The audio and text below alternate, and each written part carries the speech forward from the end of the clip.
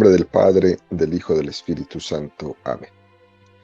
Ven, Espíritu Santo, y llena los corazones de tus fieles, y enciende en ellos el fuego de tu amor. Envía tu Espíritu Creador, y se renovará la faz de la tierra. Estamos estudiando el Catecismo de la Iglesia Católica, segunda parte, la celebración del misterio cristiano, primera sesión, la economía sacramental, capítulo segundo, la celebración sacramental del misterio pascual, artículo primero, celebrar la liturgia de la Iglesia. Estamos en el cuarto apartado de este artículo, donde el Catecismo dedica 8 números al estudio del tema que tiene como título ¿Dónde celebrar? El día de hoy vamos a profundizar en los números 1185 y 1186 con el tema el baptisterio y el confesionario. Con estos 2 números damos por terminado el artículo primero de este capítulo, para que el próximo estemos iniciando con el artículo segundo de nuestro credo. Número 1185 del Catecismo de la Iglesia Católica dice: la reunión del pueblo de Dios comienza por el bautismo. Por tanto, el templo debe tener un lugar apropiado para celebrar el bautismo. Ese lugar es llamado baptisterio. Y con esto favorecer el recuerdo de las promesas del bautismo con el agua bendita. La renovación de la vida bautismal exige penitencia.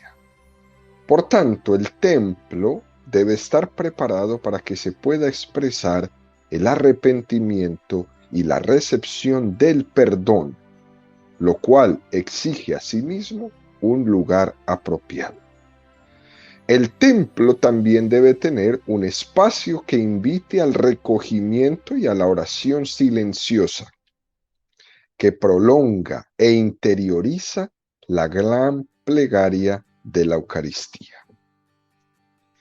Esto es un número instructivo, muy pero muy interesante, que nos presenta el Catecismo esta mañana, queridos amigos. Dependiendo de las iglesias, el baptisterio se ha reducido ya hoy día a simplemente algo que le llamamos pila bautismal, ¿no? Pila bautismal. De hecho, es muy común escuchar por ahí que te pregunten ¿cuál es tu nombre de pila? ¿No? Y uno dice, pero ¿qué significa eso? El nombre de pila es el nombre que te pusieron al bautizarte. El bautisterio no se refiere únicamente a esa pila bautismal, sino a todo el entorno de esa capilla que busca tener un lugar litúrgico que simbolice el momento del bautismo. En los primeros siglos del cristianismo, en las primeras construcciones que se tuvieron, el baptisterio estaba colocado fuera de la iglesia o del templo o de la capilla, porque era el sacramento que me iba a permitir entrar en la iglesia. Entonces se ponía fuera. Posteriormente, con el paso del tiempo, el bautisterio ya se introdujo dentro de los templos y se situó en la parte de atrás, muy cerca de la puerta de entrada. Hay circunstancias que llevó a través de los años, a través de los siglos, a tener todas estas modificaciones importantes, ¿no? Recuerden ustedes, el cristianismo fue perseguido por 400 años, pues era imposible tener el bautisterio siempre afuera, los mataban inmediatamente. Poco a poco, por razones un poco más prácticas, el baptisterio fue tomando otro lugar dentro de los mismos templos, ¿no? Si se está celebrando el bautismo en la parte de atrás, por ejemplo, y los bancos de la iglesia, ¿no?, están mirando hacia adelante, entonces pues quedaba así como que la celebración como medio al revés. Entonces también se decidió llevar el baptisterio, la pila bautismal, a la parte de enfrente de la iglesia como existe hoy día en algunos lugares, no en todos. Otros construyeron una pequeña capilla al lado de la parte frontal de la iglesia, como un pequeño entorno alrededor antes de subir al presbiterio.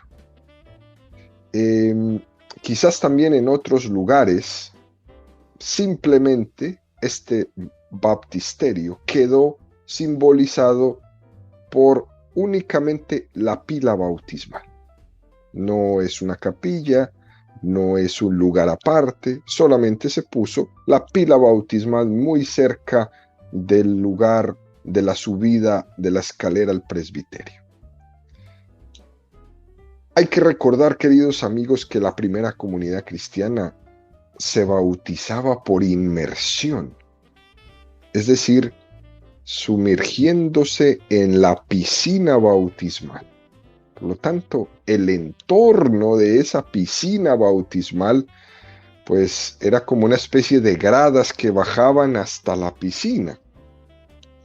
Eso necesita toda una adecuación, necesita un espacio propio, incluso un espacio más o menos grande, cosa que no es posible tener hoy día en muchísimas, prácticamente en casi todas nuestras iglesias. Todo eso estaba rodeado de signos y símbolos muy ricos para la liturgia de ese sacramento que se celebraba.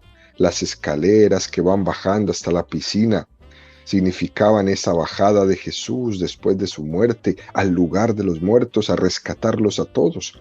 Una vez entrando en el agua, sumergirnos todo el cuerpo completo en el agua, quedando sepultados, para cuando saliéramos del agua, saliéramos ya hombres nuevos.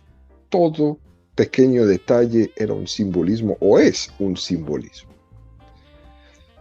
El símbolo de que el bautismo es un sacramento que se celebra en la puerta de entrada de la iglesia es un símbolo también muy grande. Se pone el bautisterio fuera o en la entrada del templo para que una vez bautizado puedas entrar a celebrar con la comunidad, a celebrar como un hijo de Dios la Eucaristía. También el que sea colocado la pila bautismal antes de subir al presbiterio es un signo también muy hermoso. También nos está diciendo que me bautizo cerca del lugar del sacrificio, cerca del altar. Un símbolo muy, pero muy hermoso también que encontramos en las iglesias donde la pila bautismal queda cerca del presbiterio. Como les digo, sería muy difícil que todos estuviéramos en los templos, en las construcciones antiguas y en las construcciones nuevas, como de acuerdo en dónde va a quedar este lugar, el lugar del baptisterio. Son muchas circunstancias las que impiden que se pueda realizar o que se pueda hacer de una sola manera en todas partes. Lo que sí es que en todas encontramos la profunda riqueza de los símbolos. Y esto es con lo que nos tenemos nosotros que quedar. Tenemos que poner mucho cuidado de que por simplificar mucho, por sentido práctico, nos perdamos de los símbolos y no más quede simplemente un rito que se hace de una manera rápida, quizás muchas veces hasta espontánea. No, eso es lo que tenemos que cuidar. Ya el lugar en donde se ponga, aunque tiene su simbolismo, va a depender de esas circunstancias. Una de las cosas que hizo el Concilio Vaticano II en toda la reforma litúrgica que ha ido teniendo fue la de querer volver a las raíces, tanto en la liturgia como en la Sagrada Escritura, como en la teología, volviendo a la fuente de los santos padres, a la tradición primera, al amor primero, a lo que los primeros padres dijeron y predicaron. Y cuando la Iglesia en el Concilio Vaticano II ha querido reformar la liturgia, lo que ha querido es destacar los aspectos principales del bautismo que tenía la Iglesia primitiva. De hecho, en los templos que se han construido después, se han intentado situar esas capillas bautismales, esas capillas, esos baptisterios, de una forma un poco más destacada. Yo no sé si alguno ha visto una foto o ha tenido la oportunidad de estar en una ciudad pequeñita en el norte de Italia que se llama Pisa. Por lo menos habrán visto una torre que está así muy inclinada. Se llama la Torre de Pisa, que es un conjunto de 3 construcciones que están alrededor de una pequeña plaza o grande plaza que se llama la Plaza de los Milagros. Ahí, en ese lugar, cuando tengan la oportunidad de estar ahí, hay un baptisterio circular hermosísimo, grandísimo, que está construido en el año de 1153. Y después está la basílica y después está la torre. Esas son las 3 construcciones que tienen este precioso y turístico lugar. No están unidas entre sí. Primeramente está el baptisterio, que queda afuera, y es el que da acceso a la basílica. Y posteriormente está la torre, que es el simbolismo de apuntar al cielo. Es toda una catequesis visual esto, queridos amigos. El baptisterio, la basílica y la torre. Me hago hijo de Dios, muero al pecado, me convierto en un hombre nuevo en el bautismo, entro a la basílica, celebro la Eucaristía y la torre me lleva al cielo. Hay una catequesis que entra por los ojos, a través de los símbolos, que es muy hermosa. En definitiva, el bautismo es el sacramento, es la puerta para acceder a la Eucaristía. Y la Eucaristía es la puerta para acceder al cielo.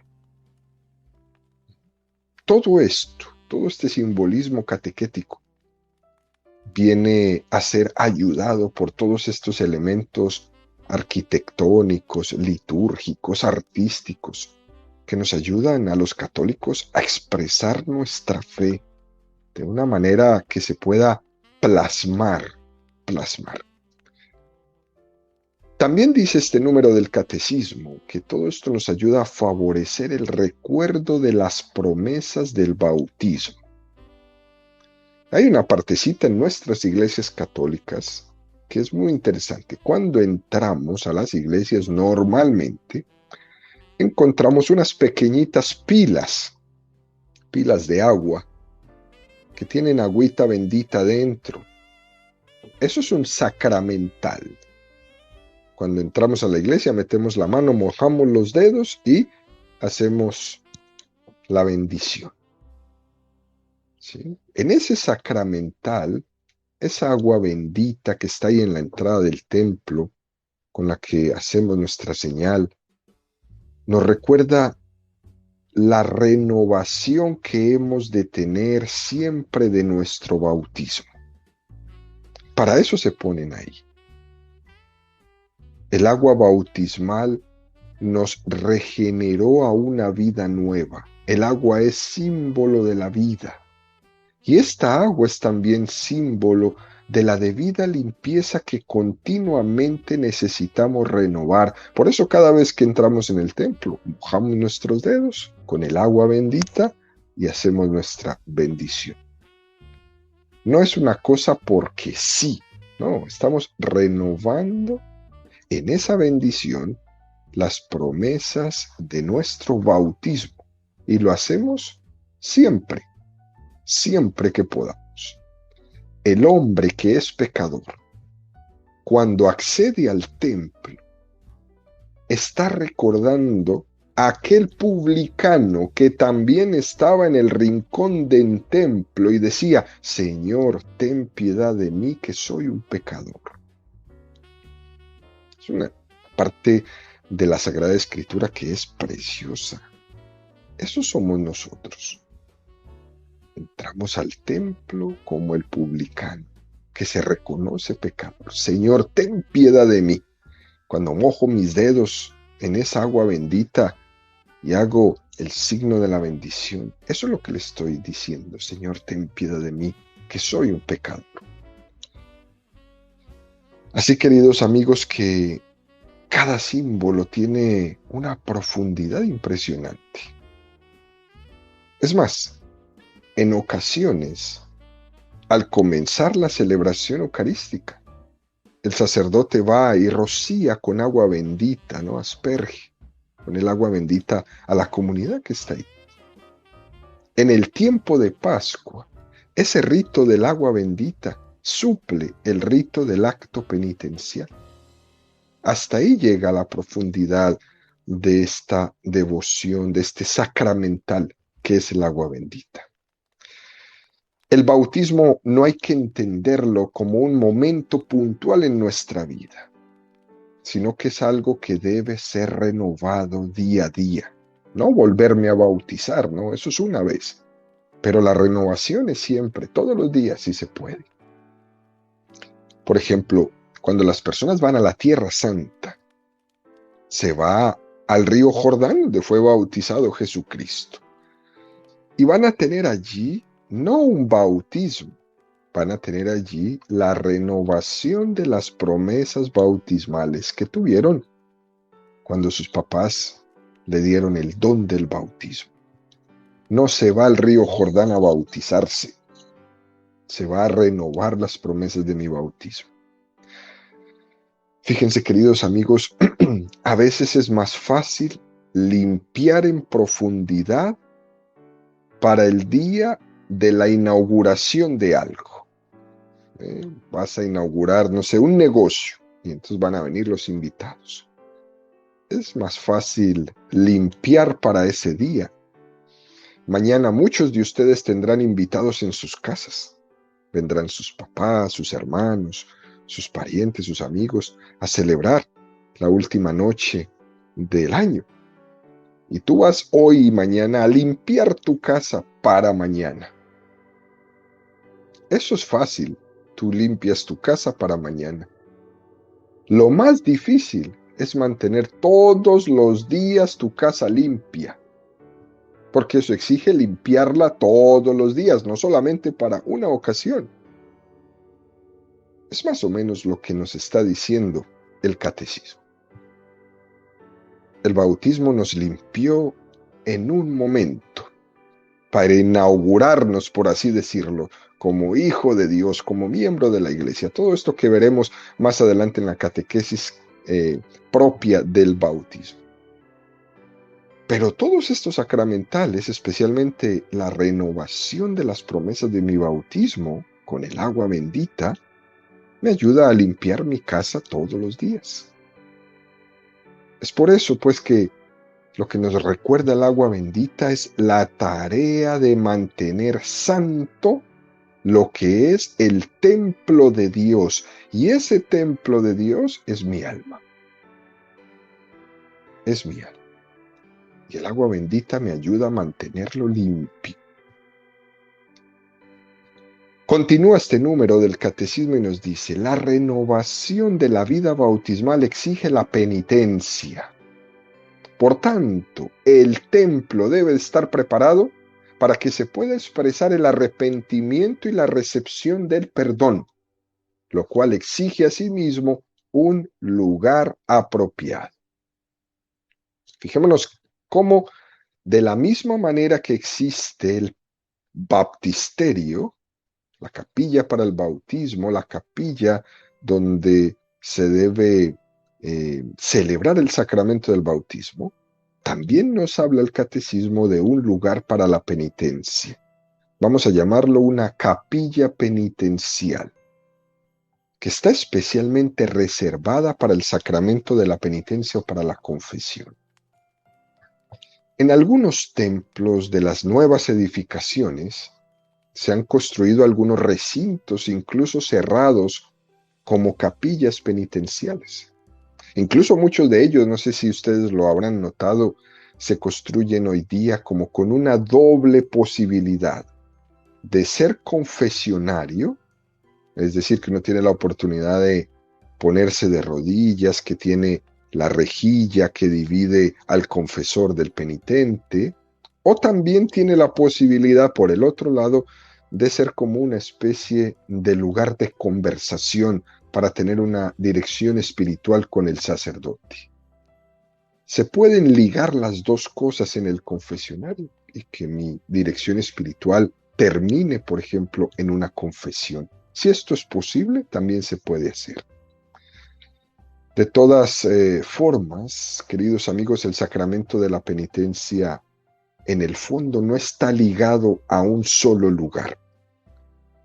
La Iglesia confiesa donde haya un sacerdote, ¿no? En peregrinaciones, afuera, mientras se camina, en los hospitales, en una cama de un enfermo en una casa. No es solamente en la iglesia donde se puede ofrecer el sacramento de la confesión o de la penitencia, pero sí es muy importante cuidar que en el templo haya un lugar digno, especial, para la celebración del sacramento de la penitencia. Esto es importante. Recordemos que la fe también entra por los ojos y tiene que haber un entorno amable, silencioso, de recogimiento que ayude a crecer en mi fe. La Iglesia ha querido entonces tener estas capillas penitenciales para dar acogida a los hijos pródigos. Esta es la clave. Capillas penitenciales para dar acogida al hijo pródigo. En los últimos documentos del Papa Juan Pablo II, el Papa le dejó a los sacerdotes muchas recomendaciones para el sacramento de la penitencia. Incluso el Papa llegó a decirles que puede darse el sacramento de la penitencia durante la misma celebración de la misa, aunque esto no sería lo ideal. Pero es común en las iglesias grandes, por ejemplo, en los pueblos de Latinoamérica, encontrar que mientras un sacerdote está celebrando la misa, hay otros sacerdotes que están confesando en las capillas o en los confesionarios que están alrededor del templo. Una veces se pregunta, pero ¿cómo puede estar confesando al mismo tiempo que se está celebrando la misa? Eso parece como raro, como contradictorio, ¿no? El Papa lo que dice es que siempre debe de haber la puerta abierta al penitente, al hijo pródigo. Como cuando alguien tiene hambre, no se puede esperar hasta mañana para darle de comer. Se le tiene que dar en este momento. Si alguien te pide comida, no le vayas a decir, ven mañana, mañana ya se murió de hambre. Tiene que ser ahí. Y el Papa lo que decía era, incluso mientras se está celebrando la misa, podemos ofrecer la penitencia, el perdón de los pecados al hijo pródigo, al penitente que quiera. Esto es muy interesante, es una cosa muy bonita, pero no se puede ofrecer en todos los lugares porque hay iglesias donde solamente hay un sacerdote. Así que o celebra la misa o confiesa, pero las dos cosas al mismo tiempo no. Pero cuando lo vean por ahí en iglesias donde tienen más sacerdotes, no se vayan a escandalizar de eso. Es una manera muy hermosa de la iglesia estar ofreciendo siempre el perdón. Termina este número del catecismo diciendo, el templo debe ser un espacio que invite al recogimiento y a la oración silenciosa, que prolonga e interioriza la gran plegaria de la Eucaristía. ¿Qué quiere decir esto? Que uno debe prolongar la oración eucarística en la oración personal. Uno debe de hacer esto. Por ello, la Iglesia nos ofrece, por ejemplo, la adoración eucarística.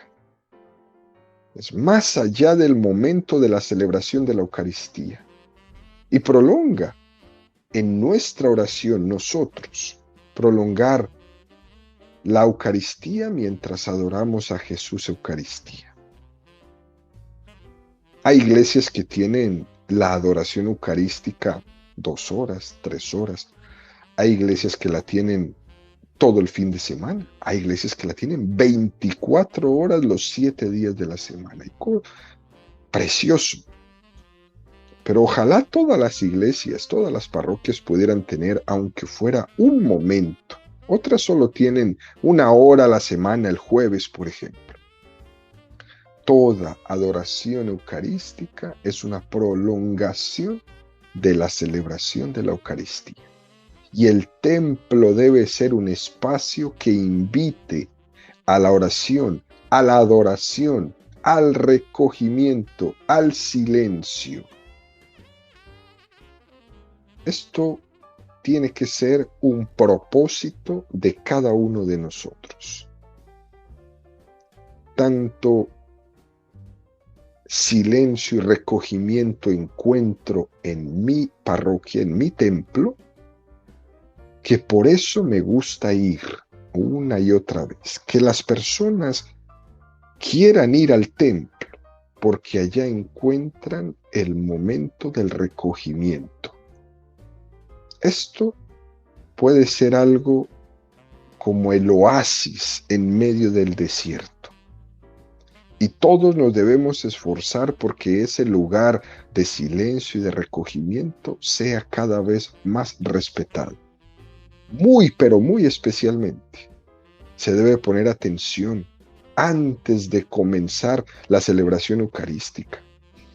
No debe de ser un momento de hablar, no debe de ser un momento de cuchichear, no debe de ser un momento de saludar al que está enfrente, atrás en el templo, ¿no? Tiene que ser un momento de oración. Que cuando se entre al templo para empezar, antes de empezar la celebración eucarística, las personas deben de estar recogiendo su alma, recogiendo su espíritu, para poder entablar esta relación con Dios en esa Eucaristía. Tenemos que esforzarnos cada vez más en recuperar la conciencia de que estamos en la casa de Dios, en la presencia de Dios. Tenemos que sentirnos cuando entramos en el templo como Moisés, cuando se descalzó ante la zarza ardiente porque estaba en un lugar sagrado. Así debe de ser mi recogimiento, mi devoción en el templo, sea en el momento que sea, pero muy especialmente cuando hay otras personas con las cuales me siento tentado de ponerme a hablar, de ponerme a saludar y de distraerme antes de empezar mi celebración. Ese descalzarse de Moisés es el recogimiento de estar hablando ante el que me habla, que es el Señor que está ahí. Precisamente, queridos amigos, se recomienda llegar un poquito antes de la celebración, para que también haya tiempo de recogimiento ante el Señor, para preparar el corazón al sacramento que voy a celebrar. Es curioso escuchar, hay veces en la misión que la gente llega 30 minutos antes, pero les pregunto, ¿y viniste 30 minutos antes para rezar? Y me responden, no, para encontrar asiento. Digo, santo Dios. No se llega antes para encontrar dónde sentarme. Tiene su sentido ahí en la misión en concreto, pero es para recoger mi alma. Para eso llegó antes. Decía Santa Teresa de Jesús, cuando vayas al templo, deja afuera la imaginación. De la misma forma que dejarías a tu perrito atado en la puerta del templo, ahí deja atada tu imaginación, para que no te distraigas. Ese recogimiento al cual nos está invitando el catecismo esta mañana, queridos amigos, es ponerse en la presencia de Dios. Sea que me toque sentado, sea que me toque parado, sea que me toque en el pasillo, o sea que me toque en la primera banca enfrente del altar. Ponerme en la presencia de Dios. Y es por eso, queridos amigos, que para ir nosotros ganando espacio en nuestra vida al recogimiento, la Iglesia nos invita a hacer las visitas al Santísimo Sacramento, a irnos poniendo en presencia cada vez más de Dios. Cuando vamos a la iglesia y está el Santísimo expuesto, o cuando simplemente vamos a hacer una visita al sagrario. Cuando voy en mi coche y paso por enfrente de mi iglesia y tengo 10 minutitos más, puedo pasar, entrar un momento, hacer una visita y continuar mi camino. Claro que sí lo puedo hacer. Ese visitar a Jesús durante la semana, en algunos momentos especiales que solamente yo me puedo regalar, va haciendo que mi alma se vaya recogiendo. Cuando voy en el coche, pues puedo también bajarle a todo ese volumen de música que llevo todo el tiempo para ir desintoxicando mi alma. Hay gente que tiene muchos problemas en su vida, muchos problemas. Y a veces todos esos problemas que tiene es por la basura que escucha. Pónganse a analizar las canciones que escuchan, muchas basura. Esa gente que vive enferma de celos es por la basura de música que escucha, por la basura de novelas y de cosas que ve en la televisión. Si todo el tiempo me están hablando de celos y estoy viendo cosas de celos, claro que me voy a morir de celos por todo. En mi ser es basura y eso me daña. Y yo tengo que desintoxicarme de todo eso. Y la manera de desintoxicarme es ir recogiendo mi alma. Y voy a recoger mi alma es en la presencia de Dios. Importantísimo. Téngalo ahí presente. El templo no es para tenerle miedo. Está abierto para que vayas y visites a Jesús. Ese es tu regalo. Y ese tiempo te lo das tú. Ante Jesús, nadie siente miedo. Nadie. Incluso aunque el templo esté solo. No vayan a hacer como muchos de los niños que preguntan, ¿no les da miedo estar en el templo solos? No. Ante Jesús no se tiene miedo nunca. Él me está ahí esperando. Su corazón está ahí esperándome para amarme. Y yo me tengo que dejar amar y me dejo amar cuando me pongo en su presencia. Es muy, pero muy bueno, queridos amigos. Cuando estás en tus problemas y en tus líos y con tu cabeza enredada, que te vayas un momento a recogerte ante el sagrario, ante Jesús Eucaristía, si el Señor está ahí expuesto en tu iglesia. Ahí, en ese lugar puedes resolver mejor que en otro lugar todos tus líos.